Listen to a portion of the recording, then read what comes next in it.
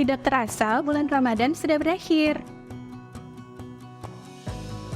Sebulan berpuasa dan menahan diri menuju jiwa yang suci. Menjaga lisan untuk tidak saling menyakiti.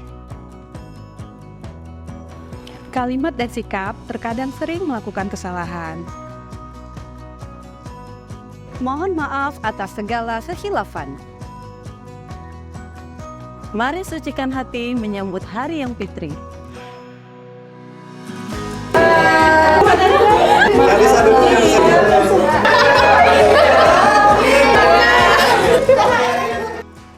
Keluarga besar Global Ihsan Relief Indonesia mengucapkan Selamat Hari Raya Idul Fitri. Mohon maaf lahir